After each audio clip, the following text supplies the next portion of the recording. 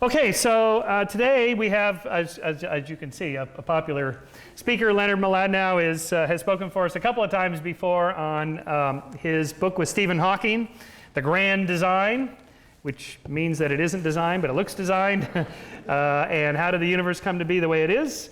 And then his book before that, The Drunkard's Walk, which I think is one of the best books I've ever used for teaching critical thinking, for teaching cognitive biases and how people misinterpret the world, and how so much of randomness explains things that we don't intuitively grasp. He's also done a book not only co-authored with Stephen Hawking, he also co-authored one with Deepak Chopra. So as you can tell, Len studies matter, antimatter. I should leave comedy up to the professionals, I know. And he wrote Feynman's Rainbow and Euclid's Window, and one of the most interesting aspects of his career is he also wrote for MacGyver and Star Trek: The Next Generation.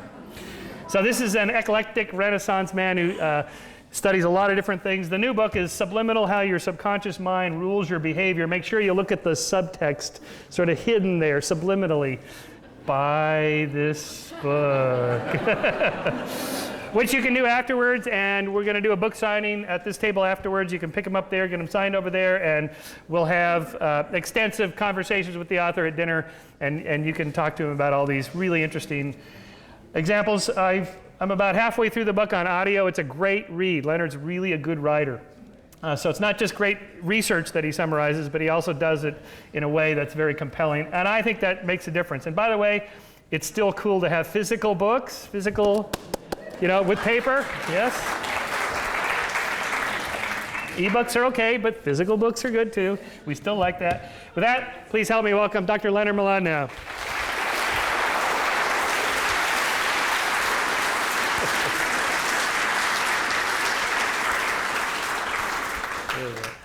Thanks, Mike. After that introduction, I'm afraid to say anything. Don't want to disappoint you. Welcome. This is a great crowd. I like how lively. The skeptics are always very lively. I just gave a talk in New York City, and you remind me of that, but they had a bar there, and they were all drinking. So I think that's actually a good idea. Don't tell the administration, but you may want to, a little beer next to the books, and sell a little beer, sell a few books. All right, but I would like, I'd like to ask you to do a little work yourself today, if you don't mind, but if you do mind, you don't have to. And I'd like to do a couple of experiments on you that I will talk about at the end of the lecture. So it's totally anonymous. I guess you all have a slip of paper and something to write with. And it has to be done silently, so these are experiments where you don't say anything. And so if you want to participate, then I'll tell you what to do, and if you don't, just ignore me.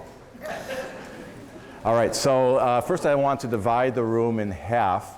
So let's write down here. So if you perceive that you're on that side of my hand, you're group one. And if you perceive that you're on that side, and hopefully you guys at least do, then you're group two, okay? So.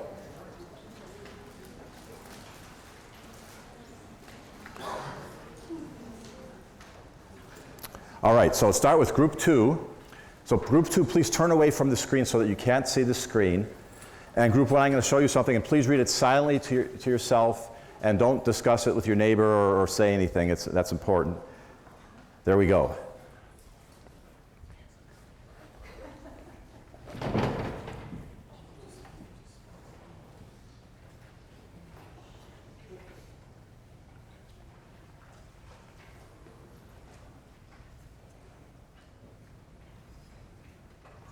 Okay, please record your answer to that.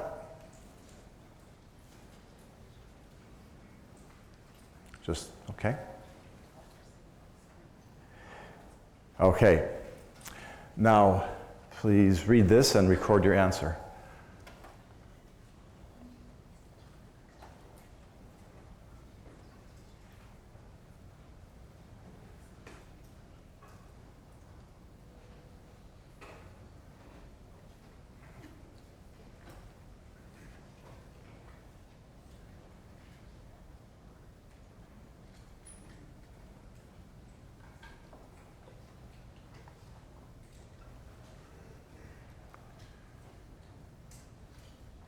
Okay. Everybody done? All right. Now, group 2, please turn forward, and group 1, please turn away. So we're going to reverse your roles. All right. Group 2, are you ready? All right. There you go. So please read this and then record your answer.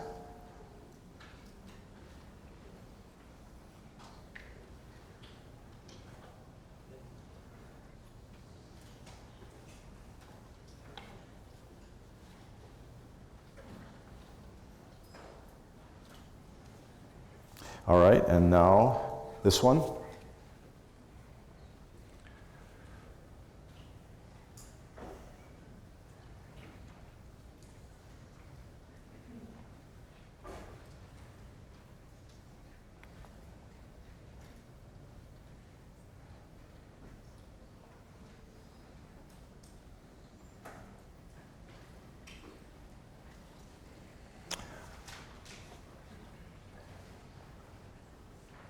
Okay. Now you can both turn forward. So now for the next experiment, you're all one big happy group. So, but now, before we do that, if you were in group 1, please put a 1 and circle it at the top of your paper, just in case they get mixed up. In group 2, put a 2 at the top and circle it. And we'll go on to experiment number 2. Please study these words.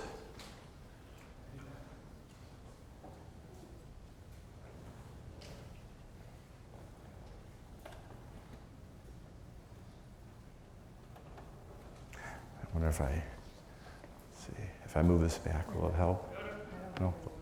All right, all right. Yana, can you help me for a second? What do you need? Do you mind? I should have asked her. Yeah. Okay, I'm going to read the first. I'm sorry, I should have asked you before. I don't mean to put you on the spot, but what's 473 times 372? Oh, okay, no, never mind. All right. Fortunately, this is not that talk. Okay, so come over here. I'm going to read the top line. You read the middle line, and I'll read the bottom line. Okay. Candy. Y'all listen closely. Candy, sour, sugar, bitter, good. Taste, tooth, nice, honey, soda. Chocolate, heart, cake, eat, pie. Thank you. Very well done. Thank you. All right. Or you might be wondering, is there a test coming? Yes. All right, this is all a little dance for just to buy time until I can ask you the next question. So don't write anything. Think of the words that you can recall, but don't write anything. Okay, think back. All right. Now, please write down any of the words. I'm sorry, these are 3 words. And either one of them, 2 of them, or 3 of them, or none of them were on the list, okay? So it could be all of them, it could be any number of them were on the list, okay? And I want you to write down the ones that you are confident were on the list. If you can hear either my voice or Jana's voice, a male voice or a female voice, actually saying that word, all right, then write down the word. But, okay, so take your time, and those are the 3 possible words.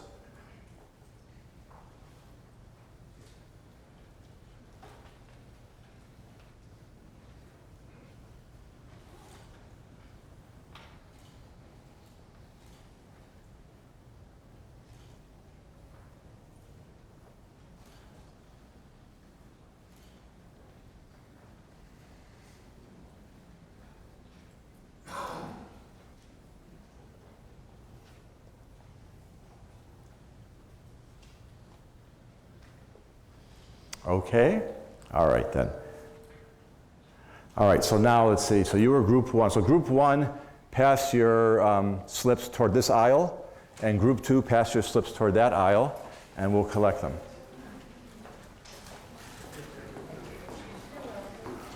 So this is group 1. Group 1.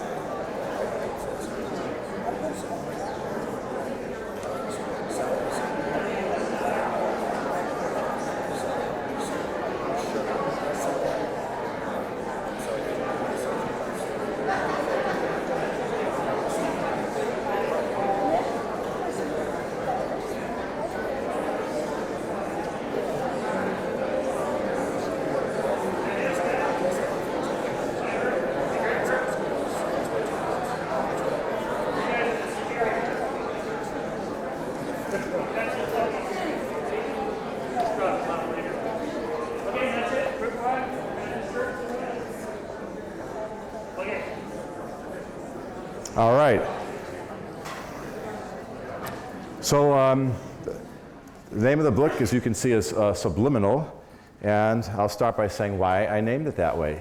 Well, since we're all skeptics here, you may remember in the 50s there was a guy named James Vickery who perpetrated a hoax. He was a marketing consultant. His business was failing, and he thought, oh, I might get some interest if I can do magical things. And what he said that he could do was that he went to a movie theater that was showing the movie Picnic and incorporated into the film the words, frames with the words, eat popcorn and drink Coca-Cola for about a 30th of a second. And the bell, I don't know. Yeah, I am. Go figure. I guess So this caught, he said that he had increased the sales of, I forget which is which, but one of them by 20%, the other one by 56%, and got a lot of publicity. And 5 years later, in an article in Advertising Age magazine, he admitted that it was all a hoax, but it's stayed with us, and it's now part of American culture. And one of your favorite people, I'm sure, one of your favorite followers of science, I guess doesn't follow it that closely. He heard about the first part, but I guess not the retraction, because George Bush, in the year 2000, his campaign used a subliminal ad against Al Gore. And this was the frame from the ad. It flashed the word rats while talking about Gore for a 30th of a second. And the ad ran about 4,000 times till someone like Michael caught on and complained about it, and it was pulled from the air. So can subliminal messages work? Well, there have been experiments that show that they can work under certain conditions. They've done, for instance, they've gotten people into a lab and made them thirsty first, had them eat some salty foods and wait a while. And then they told them they were going into the lab to do an experiment where they view word scrambles, but the scrambles would flash subliminally, and then they were, I don't remember what they were told to do. Doesn't really matter, it was all a ruse just to have them watch these words subliminally. And half of them saw the word Lipton ice, and half of them saw nonsense words. And afterwards, on the way out, the experimenter said, thanks for doing this, and hey, I know we made you, eat all those salty things. Would you like a drink? And they offered them Lipton iced tea and some other drinks. And 80% of them who had seen the Lipton iced tea chose Lipton, and only 20% who hadn't seen it. And there's a few experiments like that out there, but the general consensus is that it's a pretty hard effect to replicate. It's pretty fragile. It goes away fast. It's not going to convince you to drink Lipton if you really don't like iced tea. So you don't really have to worry about, George Bush's people convincing you, or mind control like they were worried about in the 50s. But I still like the word subliminal. Psychologists do use that word to mean below the threshold of consciousness. So my point is that a lot of stuff goes on in your environment, especially in your social environment, that does influence you, just like Vickery tried to influence you. It does influence your conscious thinking and your behavior in a way that you're not aware of subliminally, although it's not by flashing words. It could be by things that you see and don't realize you see, or that you smell or hear, and we'll talk about that. But let me start by saying what is the definition I'm using of unconscious behavior. I at one time wanted to write a book on consciousness, and I'm friends with Christoph Koch, and he talked me out of it because we don't even have a definition of consciousness. Now he has a book on consciousness, so there you go. And strangely, unconscious seems to be much more agreed upon than conscious for various reasons, because, unconscious effects are effects that are hidden from you, that you're not aware of. They tend to be automatic, and you have little control over them, okay? And it doesn't have any of the connotations or the philosophical issues that talking about consciousness has. So what I'm going to talk about are things that are happening in your brain that you don't know are happening but influence you anyway. And because of that, we often don't understand why we do things. But I want to emphasize that this is, when I say unconscious, it's not the Freudian unconscious. Yeah, if I move over, probably some other people. Okay. So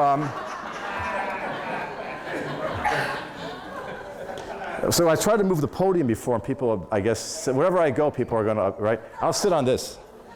Is that better, or I don't know. talk to Michael about it. Am I the first guy to have this problem? Just read what's on the slide, they can hear it. That's all right. Yeah, to tell you the truth, that's a good point. I'll read what's on the slide. So it's not the Freudian unconscious. Freudian unconscious is hidden from you for motivational reasons. And the new unconscious, as psychologists and neuroscientists talk about it, is hidden from you because it arises in parts of your brain that are by their nature not accessible to the conscious mind. So I'll use the word unconscious. For many years, psychologists didn't like to use it. But what we mean is that in the new unconscious is a totally different thing than what Freud meant, although Freud was right that a lot of your behavior, perhaps most of your behavior, is influenced to a great extent by your unconscious. And by the way, subconscious, unconscious, and even non-conscious, they're kind of, among scientists, kind of interchangeable. So my book is really based on what's called social neuroscience. And when I started writing the book, the field is only a few years old. Actually, the slide is wrong. The technology evolved in the mid-90s, but the field evolved, or the field at least congealed as a field in the early 2000s. The first, I think, meeting devoted to social neuroscience was, I think, in 2001. And it's a menage a trois that's represented by these three sets of feet here. The feet on your left here represent social psychology. So social psychology is a psychology of social interactions and how people relate to each other. The feet on your right is cognitive psychology. And cognitive psychology is a psychology of thought and your thinking processes and how we consciously process data. And the brain here represents the feet in the middle, which is neuroscience. So up until the early 90s, these fields were relatively separate. But what happened was in the early 90s, something called functional magnetic resonance imaging became available. And that allows scientists to look at the brain in action in real time and see what's active. And what that did was it took the psychology, which was based on behavioral studies and a lot of guessing and inferring, still more scientific than just the observing that Freud did, but it was still hard to make it into a science, and made it easier to make it into a hard science because we can see what's going on in the brain and what parts of your brain are working and how they interact. And it allowed people to define certain phenomena much more clearly because they can associate it with a physical process in the brain, and they can see when a different physical process is going on that something else is going on. But let me give you an example of the power. This is one of my favorite studies, and this was done by Jack Gallant in Berkeley. And what he did was he showed people photographs and asked them to look at photographs. And while they were looking at them, he took fMRI images of their brain. And based on those electromagnetic readings of their brain activity, he had a computer guess what they were looking at. So it's a kind of the first steps toward high-tech mind reading, you might say. And so how well did he do? It's kind of astounding.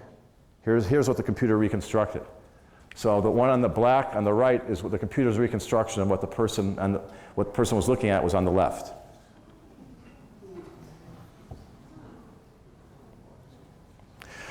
So based on this field and these kinds of studies, I want to talk with you about how your unconscious mind influences your behavior. And first I'm going to talk about vision and hearing, that is physical perception. And then I'm going to talk about social perception. Now, physical perception is easier to talk about because I can give you a lot of visual and auditory examples. Whereas with social perception, I could bring you up here and have you interact and go, look at them. But, what I'll do is I'll describe some experiments where they did that. But the point is that many of the same processes that go on in your brain, unconscious parts of your brain to help you see and hear the world have analogs in your social experience. And it all came from for the same purpose, which is evolution. And it all evolved to help us many thousands of years ago when we survived in the wild. We obviously had to see to avoid predators, get food, and we had to hear. But we also are a very social species. And so what we also have to do is interact with each other much more than any other species. I mean, there are other social species, but no other species has social interactions anywhere near as complex as human beings do. And so a lot of our brain capacity and our brain processes evolved to help this go smoothly. And humans are also very violent, nasty creatures. And many thousands of years ago, before we had civilization, they killed each other quite a bit. And it was very important to know who's who, who's your enemy, who's your ally, who do you make, what is your relationship with all the other humans around. And so having this brain power was very important. So there's 3 points, main points I'd like you at least to remember as headlines. And one that is, of course, that we have our mental lives proceed along 2 paths, and one of which we're not aware.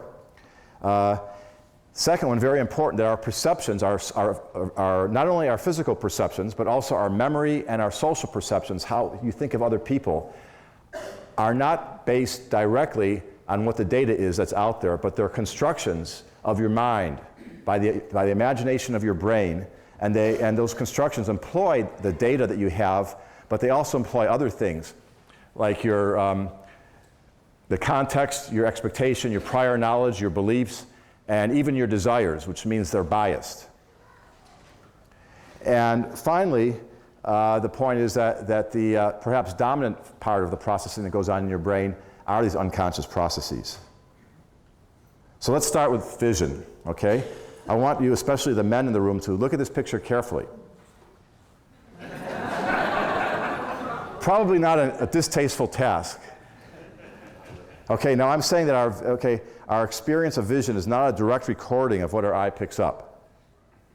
So, on the previous slide, your eye picked up something very unusual, okay? And I wonder how many of the men here saw that very unusual thing. Okay, and how many didn't? Okay, yeah, so usually I get about, I think 2/3 don't and 1/3 do.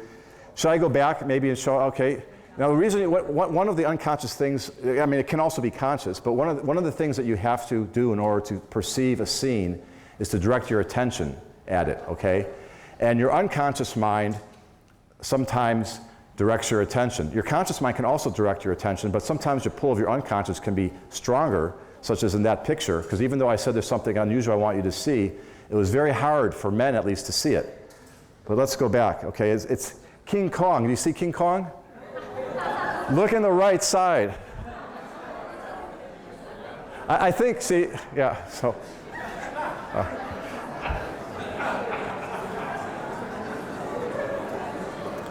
All right, it's still. Once you see it, it's probably, now it's easier to see, but.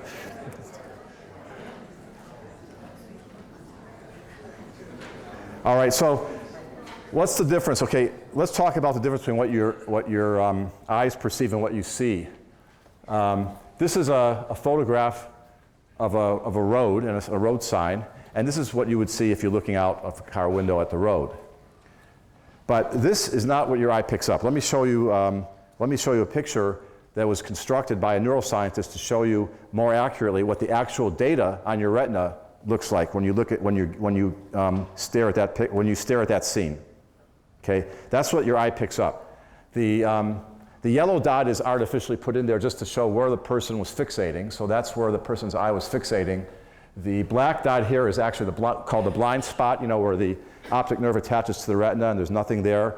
And just around your fixation point, it's fairly clear, and further away from that, it's very fuzzy.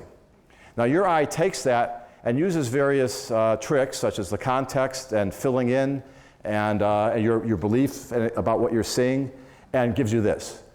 I mean, there's actually a story many years ago, a sad story, about some hunters in the forest who came upon I think it was a yellow tent in the distance, and fired at it thinking it was a bear and killed the people inside. And then they were charged with murder. And their defense was that they thought it was a bear. And I can find it very easy to believe that they thought it was a bear because they were looking for bears. Your eye is very sensitive to motion. And when you first look at something like that, if you're expecting a bear, you could very well see a bear. I had that when I used to be a bird watcher many years ago, and I remember this is really embarrassing to say. I don't know why I'm saying this, but I mistook, I think they were sea lions for gulls. Because they were supposed to be, I was far away, obviously, so there was nothing for real context. But so it's very easy if you're expecting to see something to see what you expect to see, because your eye is making it up and your brain is believing it. Here's another example. Okay, here's an example of how you use context. So If you look at the square A and the square B, you probably think that square A is a black square and square B is a white square. Well, that is true, but actually the color of square A is identical to the color of square B. So I want you to take control of your unconscious mind, and I challenge you to see it that way. So stare at it until you convince yourself that you're seeing them the same. I think it's difficult or impossible to do. I mean, I could never do it, but I don't doubt there's any savants in a place like this that might be able to do it, but just shut up. All right, so. But let me make it easy for you all, because I'm going to just take the context away. And look what happens. So those are the same color, but your eye is, tricks you. Well, your conscious mind, I shouldn't say tricks you. Your unconscious mind does you a great favor and makes the picture make sense for you, okay? But if you're interested in reality, it's tricking you, because from the physics point of view, the colors coming from those two squares are the same. Here's one more example. The horizontal bar on the image to your right is the same length as this horizontal part of this image here, but it looks shorter because of the context. And let me just briefly show you how I can prove that to you. There we go, bam, bam, and bam. Okay, so again, they're the same, but your eye sees them as different. Now, your brain, because we're social animals, your brain has a very special part of it that's devoted to your expertise in human faces, okay? Because human faces, whether you've realized it or not by this time in life, are very, very important to us. I devote a whole chapter in the book to how we read and communicate using facial expressions and body language, but faces are of such importance to us that we have a place in our brain called the fusiform face area that's devoted to analyzing faces. However, I can demonstrate that it's how nicely focused this area is to faces by showing you this picture, because if you're not, I don't know if any of you are yoga instructors, but unless you're a yoga instructor or you do yoga a lot, you're not used to seeing upside down faces, right? Well, this fusiform face area doesn't work that well for upside down faces. So if you look at these, you recognize this guy, right? All right. So how do the faces look? Pretty okay? They look pretty good? All right. Well, one of them is horribly distorted. But, because it's upside down, you don't really realize it. Let me turn it right side up, and immediately now your brain's face processing area will say, whoa, something wrong with that guy. And that's very important in real life to know when something's wrong with that guy, but not if he's upside down, because I guess you don't see them that often.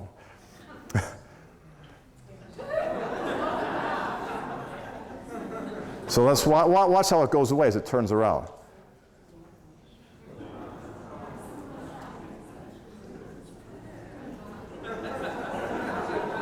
So this is all processing that's going on in your brain. I mean, what's the reality? Is he horribly deformed or is he not? I mean, your brain is making its best guess, delivering that to your conscious mind, and you're just believing it. Here's a couple. Is this a male or female? And this male or female? Male. But really, they're the same person. Same photograph. One has been doctored. They've both been doctored to give this one more contrast and that one less contrast. So you automatically judge people, even their sex, by cues that you're used to seeing in life that you're not even aware of.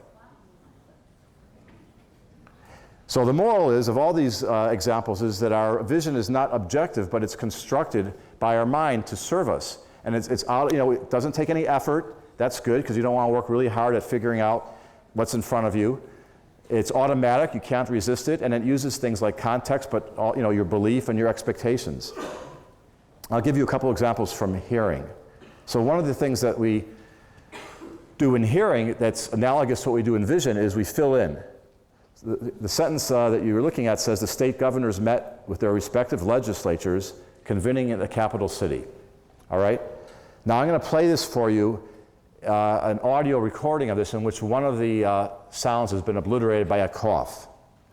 But what your brain will do is push the cough off to the side, and you'll hear this as if it's a whole sentence. Whoops. I gave the answer.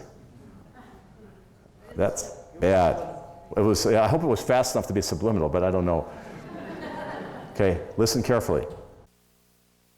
The state governors met with their respective legislatures convening in the capital city. I'll play 4 times.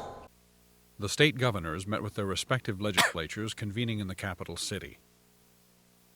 The state governors met with their respective legislatures convening in the capital city. The state governors met with their respective legislatures convening in the capital city. Okay, so did you hear what was obliterated? Ledge? Anything else? Lee? Lay. Just. Okay, so everyone got, I think that that's the way it is with me too. You kind of get that it's somewhere in legislatures, but it's hard to pin down what it is, right?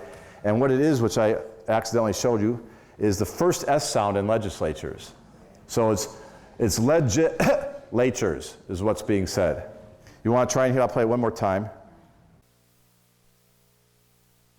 The state governors met with their respective legislatures convening in the capital city. Oh, okay. So that is very hard. Even when you know where it is, it's very hard to get it. And the next slide that I went to a little prematurely again is a famous study that was done in the 1970s that showed that not only does your brain fill it in, but the context it uses to fill it in, of course. Well, let me go back and say your brain uses context to fill it in. If this was a foreign language and you didn't know the word legislatures, then you wouldn't have heard the S filled in, because you wouldn't have the context to know that's what it's supposed to say. Well, this study showed how powerful that use of context is, because it put the context at the end of the sentence. The last word in the sentence gives the context. Is it peel, heel, meal, or wheel? And these researchers played the same file, well, not the same file except for the last word, to different subjects and asked them what they heard. And none of them, just as you didn't notice, none of them noticed that the sound was actually obliterated, but they actually reported the words that you would expect based on what is the last word in the sentence. So again, hearing like vision is a construction.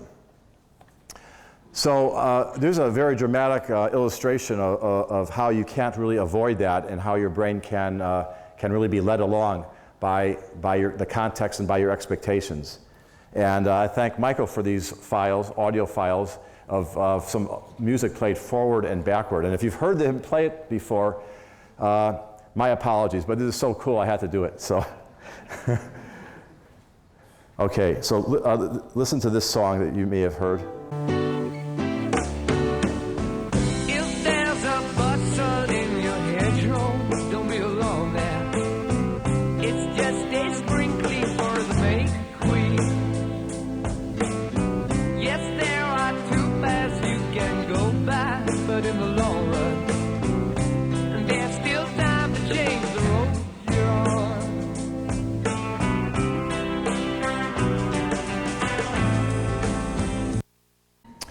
Okay, anyone recognize that song?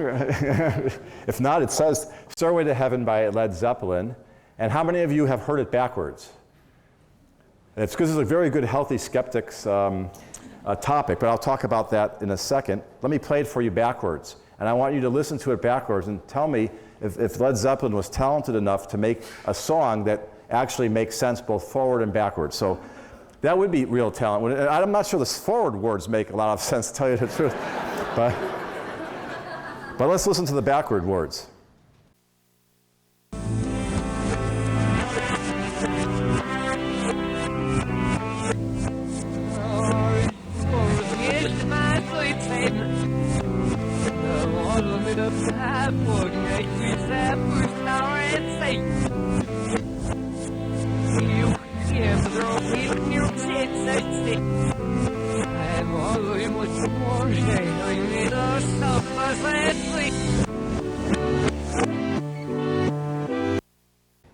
All right, how many of you could understand what that, if you haven't heard it before? Because to me, well, I'll tell you about that in a minute, but to me they make perfect sense. How many people could understand what was being said there? You want to stand up and tell? No. All right, let me help you with the words here, and now read along and listen and see if you perceive all that audio a little differently this time.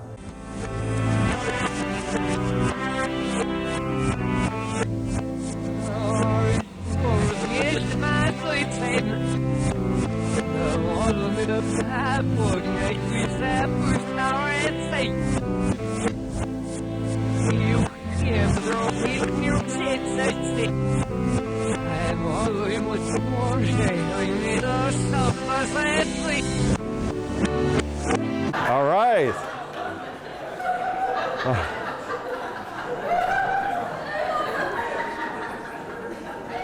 So now you've had the same experience of sound in two ways. One, you perceived it as gibberish, and now it seems like a song that is perfectly sensible. So which is reality is the question, right? Well, I've given you context here that makes your brain interpret the song a certain way, and your unconscious mind takes that and makes it seem very believable, doesn't it? I think you probably agree with me, especially a skeptics group, that Led Zeppelin didn't really put the satanic message in their music backwards, and they certainly weren't smart enough to do that.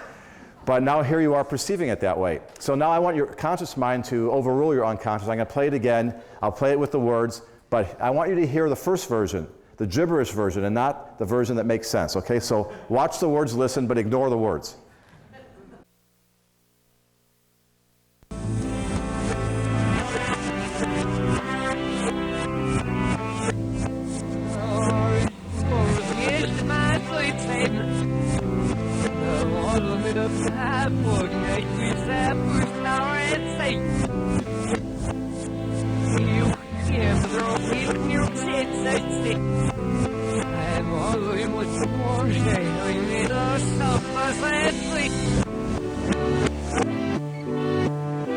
Could you ignore the words? I'm so spoiled. Look, I'm going to give you one more chance. I'm going to play it without the words now. No words. Don't hear those words, okay?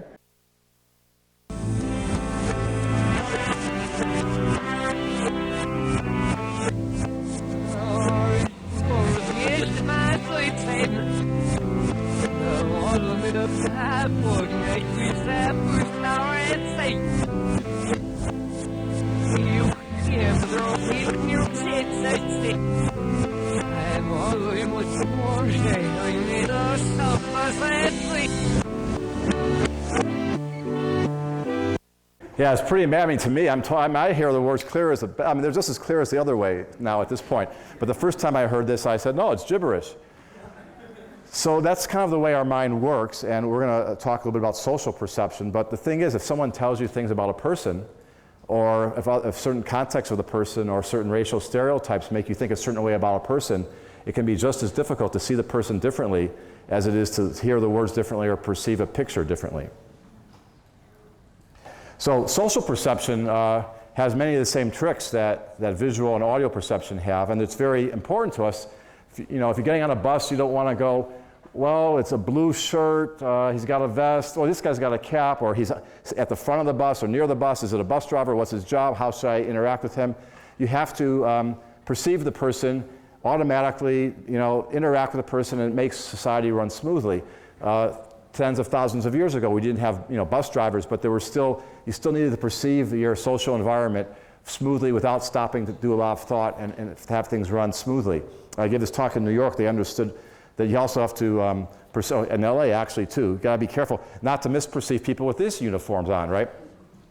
And we do the same thing when we see people in industry or we see politicians. We have limited data on these people, okay? We just like our eye has limited data on our retina, and we make a clear image anyway. And we're often not aware that we're making a clear image out of limited data. And this is also true for the dozens of people you meet in everyday life, unless it's a very good friend of yours that you know very well, where you have a lot of data on the person. You probably have what you think is a much clearer picture of the person than you actually have based on the data that you have. So now I'm going to talk about the unconscious and social behavior and give you some examples of how that works. Since we're in a election year, I thought I'd talk about a couple election studies. This study was done in Orange County at UC Irvine. The researcher got hundreds of subjects and divided them in two and showed them political flyers of fictitious congressional campaigns, but the subjects were told that they were real congressional campaigns outside their district. You know, in this country, you could show them from inside your district, you still won't recognize the people. But this way the experiment could be ported to Europe, and they could do a good job there.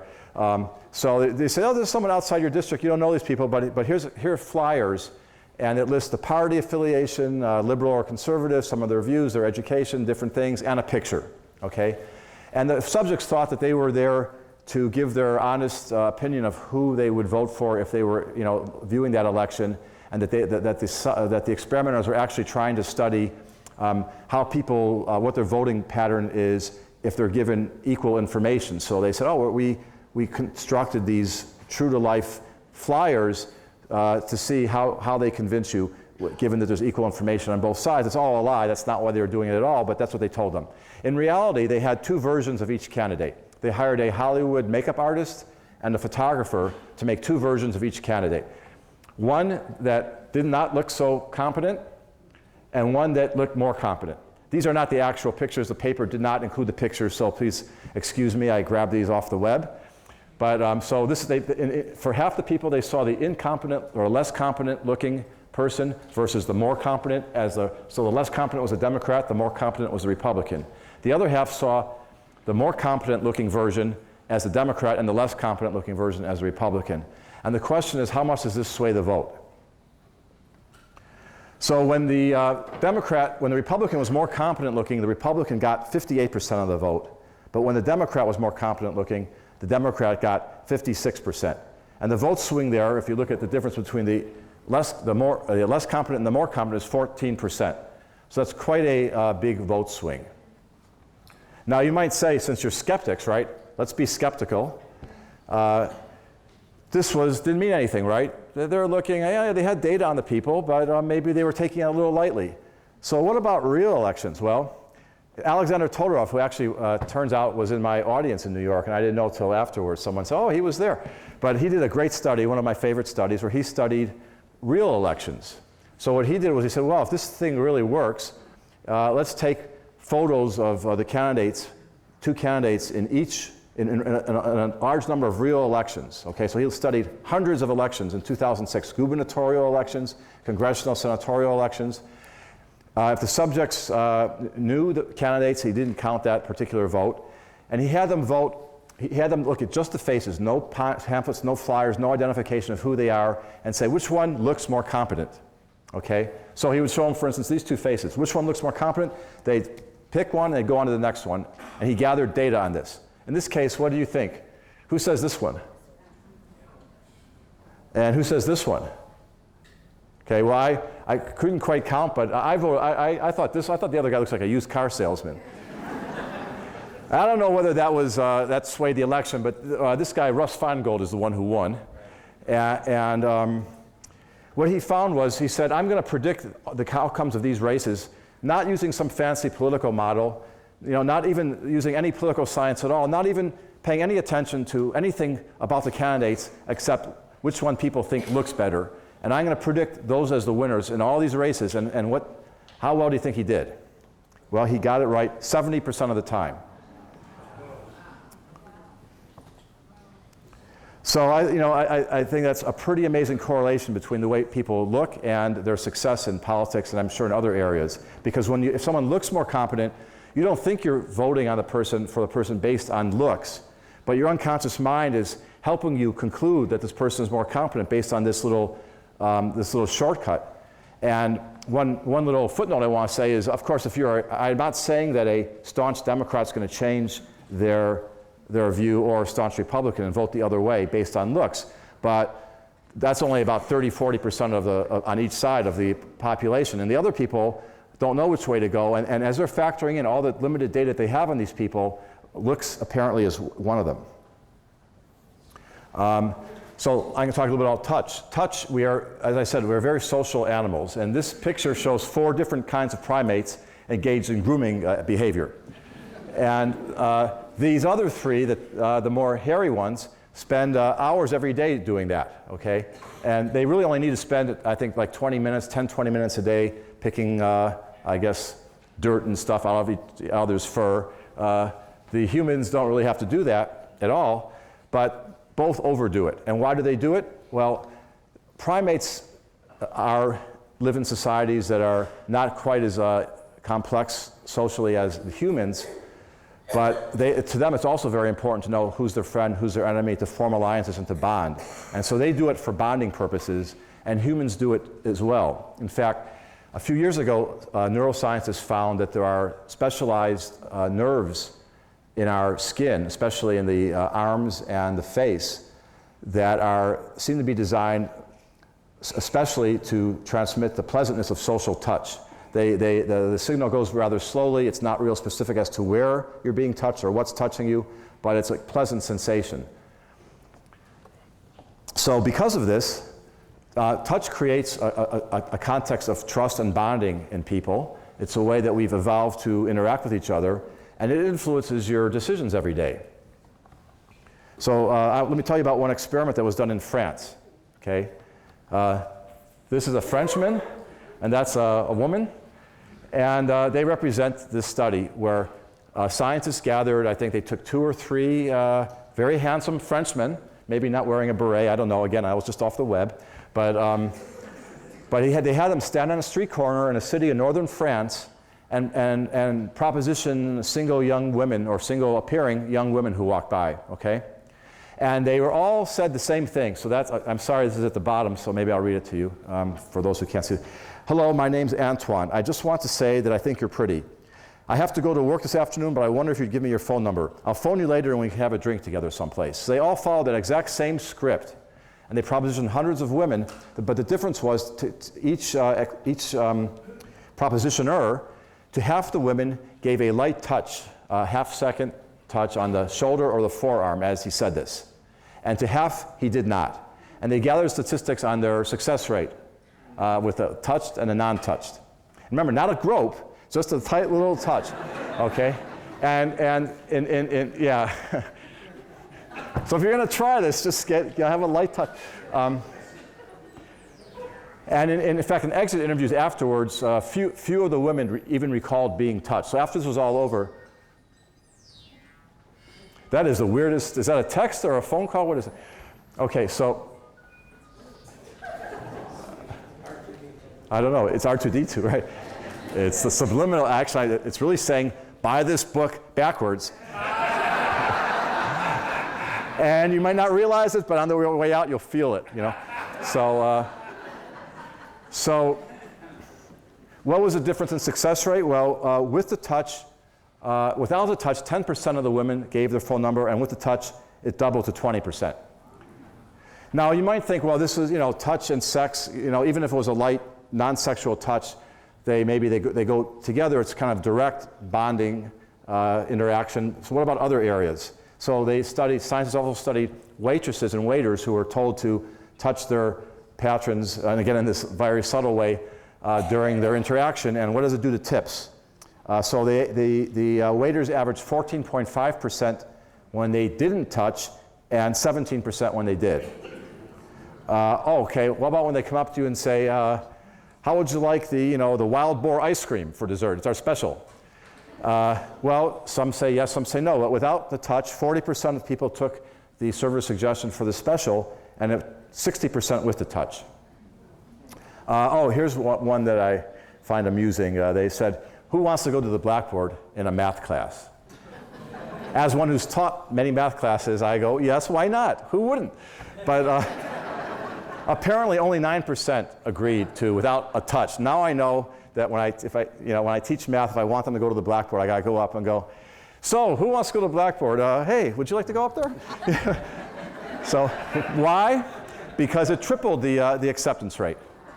And there's many studies, so I'll just, agreeing to take them all, a survey for 5 minutes, and I guess that's the last. Oh, okay, I thought I had one more.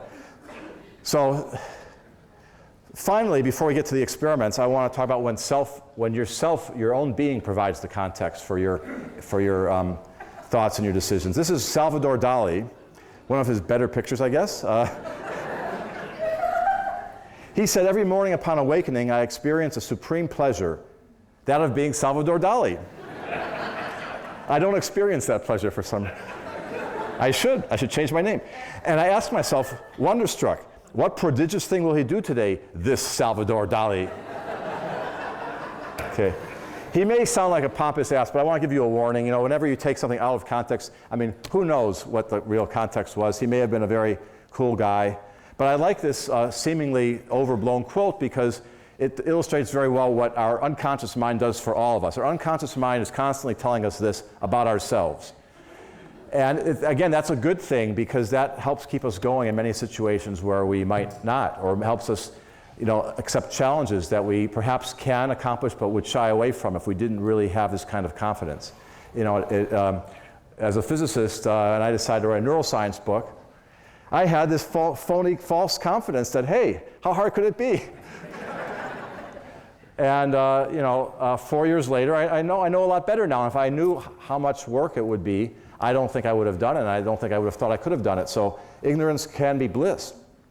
And you know, on a more serious note, if you have, if you're going, let's say, to medical school and you have years of internship and residency, or if you're a patient, or if you're going through months and months of chemotherapy, or whatever your challenge is in life, or you're starting a new business, it's very helpful in facing challenges that you have to overcome to really believe in yourself and think that you can do things, and not to see it perhaps realistically. And in fact, the people who see themselves most realistically are, what are they? Depressed, right? It's true. Okay. Well, okay, now I can say it's a correlation. But anyway, let's see what people who aren't depressed think of themselves. So high school students, 100% said they were above average. This is, if you have any high school students at home, you will know what they mean. Yes, they definitely think they're above average. But this is a study of 3 million, so they say 100%. It may not have been exactly. It may have been 99.999. But what about their professors? That represents a professor. Do they know better? Well, professors were asked, is their work above average? And 94% said yes. What about their doctor? When you go to the doctor, and he or she gives you a diagnosis and says, oh, I've seen that before, you know, they usually sound pretty confident, right? Well, is that real confidence? I mean, they feel the confidence, but how justified is that? Well, they did a study on pneumonia cases, or cases where pneumonia was suspected, and they looked at diagnoses of pneumonia in which the doctors said they were on average 80% confident they were right. But how often were they actually right? 20%. So in the Drunkard's Walk, I had plenty to say about doctors, and this is one of the things I have to say in Subliminal too. So be careful, and this is a good point to say. I'm going to mention one test about patients. So do you question your doctor? If when you go into the doctor and your doctor gives you good news, you probably don't even think twice, but you may think twice if it's bad news and maybe want some further tests or something, right? There's a very interesting study where they took subjects and they said, spit into this cup, and they gave them a strip of green paper. It was actually construction paper.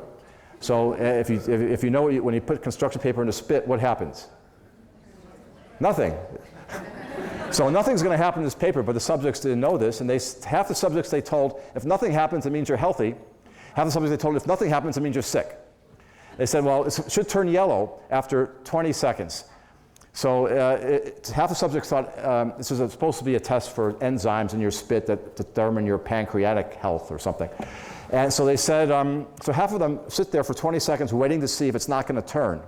And usually after about 15 seconds, they go, oh, clearly I'm healthy. And they go away, right? But the other half were told that it has to turn to mean they're healthy. They sit there 20 seconds, 30 seconds, 40 seconds, a minute. They're still staring at it. And most of them then took the paper and dipped it in again. And one guy dipped it in 12 times, okay? So this is interesting because you should be skeptical at your doctor both when you're getting good news and bad news, right? Because it's bad to get a false report either way. But what this represents is something I'm going to talk about in a minute. One of the tools our minds use to make us have this better view of ourselves and of our abilities and our future is this what's called motivated reasoning. And one of the ways motivated reasoning works is it makes you seek to poke holes in data that is not favorable to you, such as you're sick, or if you believe in the death penalty, a study that says it's bad, or if you like to drive your car, a study that says that global warming is real, and it makes you do it the other way. If it's favorable to you, then you accept, and then you say, oh, you know, if you have, let's say, an environmental company, and you're doing alternative energy, any study that says, oh, I feel warmer today, it must be global warming, you'll accept that methodology. But if you have a company that's an oil company, then you poke holes in it.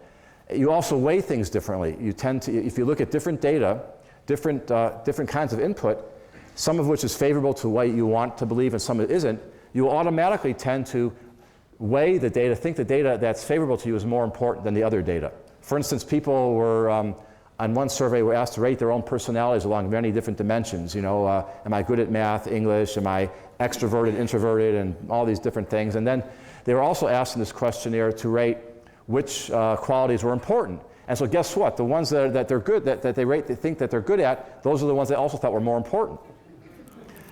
So this is the kind of the way we think, and this is what's behind this. This next slide is, your memory. Another way that motivated reasoning works is your memory, okay? You actually tend to remember favorable things better and to forget the unfavorable things. So these statistics here of A's, B's, C's, and D's refer to students who were sat down in a lab. The experimenter had them sign a paper releasing their transcripts. So they had no reason to lie about their grades because they're going to be checked against the transcripts. And this was 4 years after high school, and they were asked to recall their high school grades. And their success was pretty good for A's, 89%, and it went down with the grade. 64 for B's, 51 for C's, and 29 for D's. So the moral of this story that I like to tell my students is if you have bad grades, just wait, they'll get better.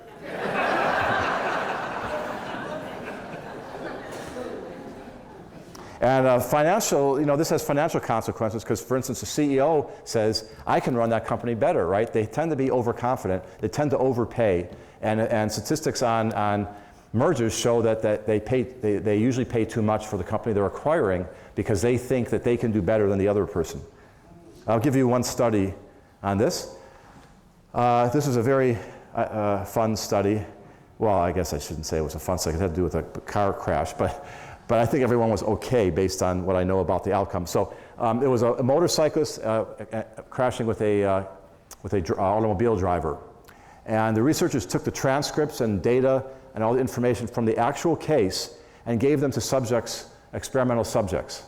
And half the subjects they told, you're going to represent the motorcyclist, and half the subjects were told, you're going to represent the automobile driver. And you're going to pair off and you're going to come to your own negotiated settlement.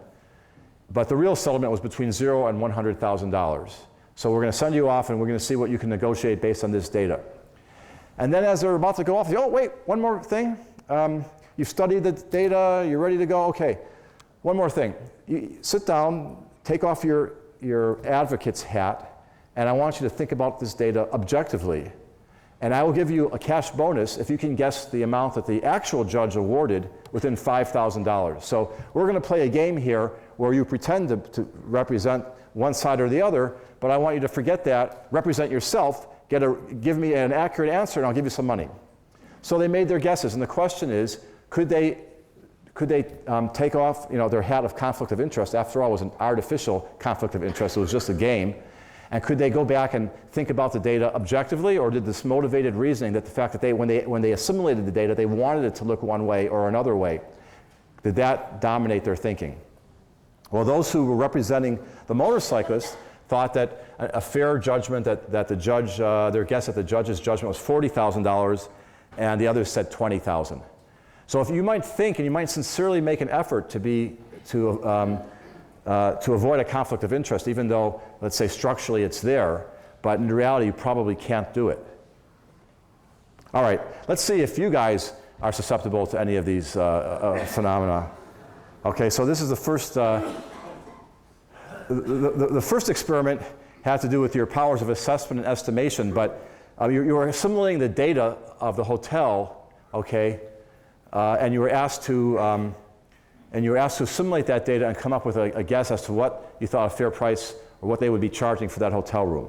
So can I have the answers, please? No, don't say them. Bring them to me. Oh, you're going to have a hard time reading my notes. You want me just to give you the answers? No, I want to look at it. Okay, it's about 5 points. Up. As I said, you won't. Well, why don't you write for me what group one average and what group two average guess was. Okay.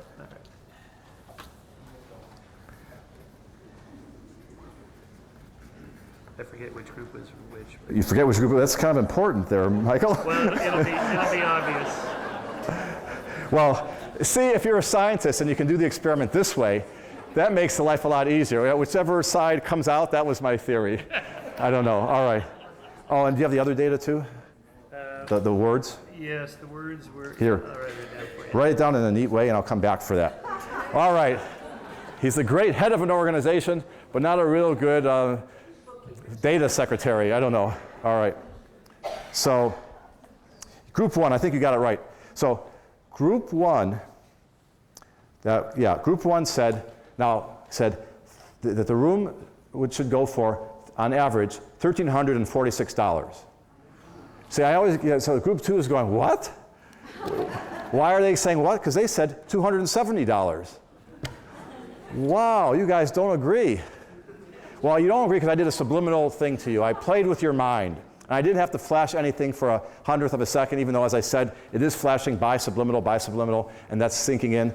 But this was a very gentle persuasion. What was the difference between group one and group two?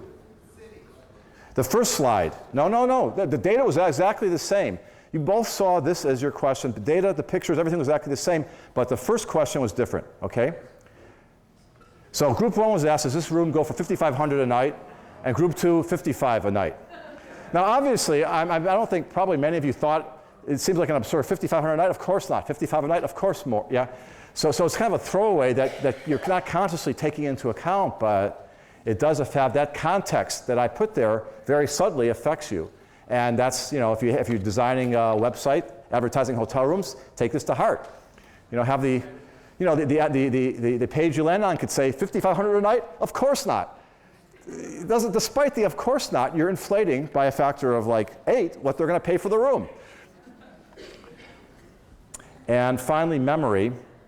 And since I'm going on long, I won't talk about the theory too much, but this fellow Hugo Munsterberg had a theory, first theory of memory that talked about memory in the same way I've been talking about other kinds of perception, which is that you remember the gist, you remember the broad strokes, you fill in the details, you use context, you use beliefs, and you use all the same kind of tools that your brain uses for other things to give you memories. So what I asked you in this was we had these words and we read them to you, so you had a real concrete, it's male or female. I wanted you to have a male or female voice in your head reading the word, and I told you only if you're confident should you tell me the word. So, so point is irrelevant to the list, and I don't think anybody guessed that. Taste is actually on the list, okay? How many people said that? 55%. All right, very good. That's about, okay. Now the other word is sweet, which is not on the list, but guess what? Your brain could easily fill in a memory, even though you didn't really hear it, because it's like the gist of the stuff that's on the list. And sure enough, 54% of you said that taste was on the list. And I told you, be confident. How can I trust you now? I don't know. So, I don't have time to go into it, but this has very strong implications for our legal system, where people fill in the details of faces when they're identifying perpetrators, right?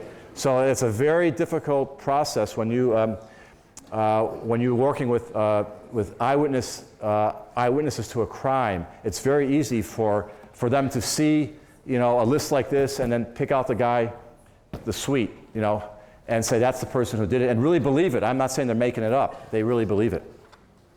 All right. We had to throw out a few data points because some people put, I wouldn't pay anything for that room. Somebody else put $10. All right, so I've had people put, I've done things like this before. I had people put negative numbers and $1 million, and all right. If they really want to pay for $1 million, I would go do that. So anyway, let me just end with a quote by Carl Jung. These subliminal aspects of everything that happens to us may seem to play very little part in our daily lives, but they are the almost invisible roots of our conscious thoughts. Thank you.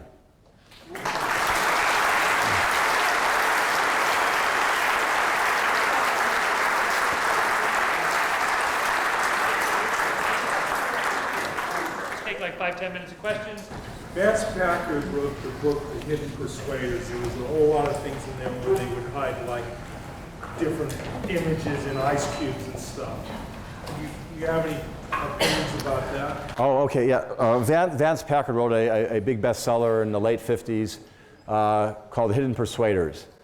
And I think he only talked about the victory stuff for about a paragraph. I don't remember all the other stuff. He didn't talk about subliminal messages per se very much, but it was a warning that marketers and advertisers are using psychological tricks to manipulate us. But I don't remember the exact ice cube. I still have the book in my office, but I don't remember the ice cube example. So. It was you should get the book. It's actually very well written, entertaining, and I mean, the style is a little, I don't know what's the word, well, dated, yeah, but I mean, in a certain way, a little more more of an advocate than most, I mean, it's, but it actually reads very, very well. I was wondering if this stuff works. Well, I told you, the studies, the subliminal studies that I mentioned earlier are fragile and not very long-lasting. They don't really convince you of anything. They might trigger you to think of something and go, oh yeah, I'll have that, but not, yeah. What's your position on free will? I always get that. My conscious or my unconscious position? I'm not aware of my unconscious position, so I'll tell you my conscious one. As a physicist, I believe that everything that I do is governed by the laws of physics. So if I know my state now, it tells me my state later, and there's no room for anyone to be making any decisions outside of that framework. So it's determined by the physics. However, I do recognize that I feel like I have free will, and so like a lot of things in life, what you feel is maybe more important than what's really going on, on some molecular level. So, so that's my answer to that one. Is there, in your studying the brain, given what we're born with through an evolutionary process and our memories, is there anything else other than those two? Are there any other? Say that. Is there anything else that inside the brain other than what we're born with through an evolutionary process, what we're given from our parents? And oh yeah, so well, yeah, I mean, our brains are this product of the hardware that we're born with based on evolution, and our experiences, our memories, but also not just memory. I mean, it depends what you mean by memory. But for instance, if they raise apes and they take the mother away for a while and put the mother back, the ape's brain actually changes. I don't know if it's a memory of the mother being gone, but the neurotransmitters in their brain are forever altered, and they react more strongly to stress and don't do as well afterwards. So all these things affect us, all our experiences, and the way we behave. Do you? I don't know if you read this article. It was a little while ago about how farce and something Saturday Night Live portrayals of political candidates start to sink into the public consciousness. They're saying how the Sarah Palin thing that Tina Fey did was so widespreadly liked and watched, even on both sides of the political spectrum, that almost you'd be Sarah Palin as a character that was incompetent, and Sarah Palin, the real person, became... Right, that's what I was saying, because what happens is your unconscious mind gets this data about the person. The source is maybe a little questionable. I mean, Saturday Night Live, I mean, at least get it from The Daily Show. Or I do, but it's still hard. It's automatic and it's hard to ignore. So I do think that, as I said earlier, that those things you can't help but being affected. It's very hard to ignore that. It's not like in a courtroom where the judge says, "Jury, ignore that." Do you think if there's ever been a study with certain political candidates that have been sort of mocked on a widespread basis? They said the same thing about Gerald Ford, like early on when they did a lot of stuff, but they used this. Well, there have been studies like one that comes to mind. It's not on politicians, but they had a mock juries deciding a case, like in the Texas thing that I told you about, and half the subjects they gave them. So there was some guy accused of some violent crime against somebody else, and half the subjects in the experiment they were all given the same data, but half the subjects were given a newspaper article in which hearsay about the guy being a schmuck, basically totally irrelevant to the crime, was included in an article, and half weren't. And that certainly did influence them, even though it was irrelevant to whether he committed the crime. But I don't know about anything directly. It doesn't mean there isn't one just because I don't know, but I don't know. be interested in, if you know the study, send it to me. But it would be interesting to see if that is true. Yeah, back. Given all these biases that we face, how can we fight them in order to arrive at a more... Well, it's, okay, so you know, you really,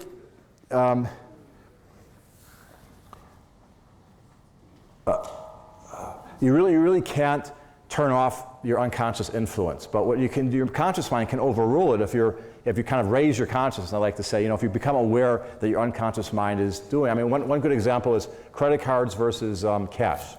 Okay, in experiments, I think there was an experiment where people were asked to bid on something, which I don't remember what it was, but half the subjects were told they have to pay cash, and the other half could use their credit card. And the credit card people bid twice as much.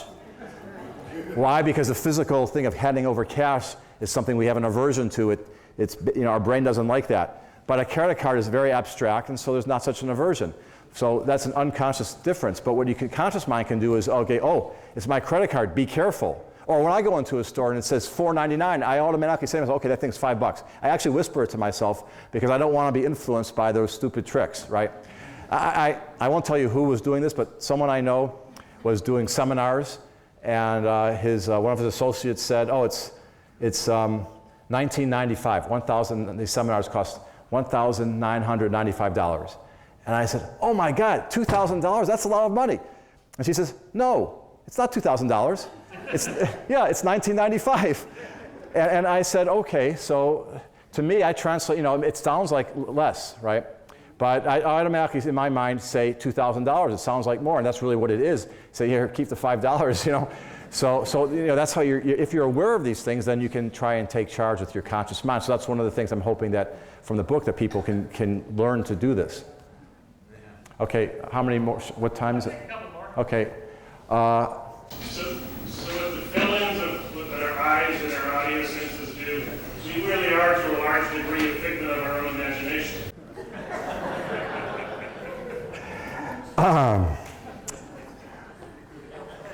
That's a little too philosophical for me. I'll ask Deepak and I'll have him send you an answer. In the back there, yeah.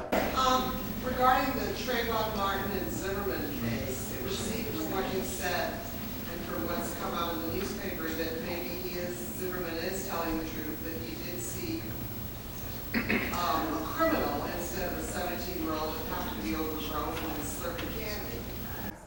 It could very well be. So you have to have an open mind. And I also see that when the prosecutor says she's not charging him because of public pressure, I don't believe that for a second either. Because there's, you know, she might believe that because, you know, you think you know, obviously it's in her interest not to be ridiculed by thousands or millions of people. And she might say, well, I can rise above that, and I just think it's the right thing to do, but that's motivated reasoning. On the other hand, the expectations of Zimmerman are certainly a part of what happened. So it's very difficult to figure out exactly, you know, what happened. Motivated that, then should he be allowed to go free because his subconscious painted a picture? Well, if it really was an accident, I think, well, I don't know. I mean, well, I don't know enough details, not an accident, but I don't know. I mean, he claims that the kid had a gun. He thought he had I don't know. So if someone doesn't have a gun and you shoot them, I don't care. You shouldn't go free. I mean, run. I don't know. I mean, I don't know. I don't know. You know. So it's not even a question of a gun. It's like some guy throwing bottles at you and you have a gun and you shoot him, or what?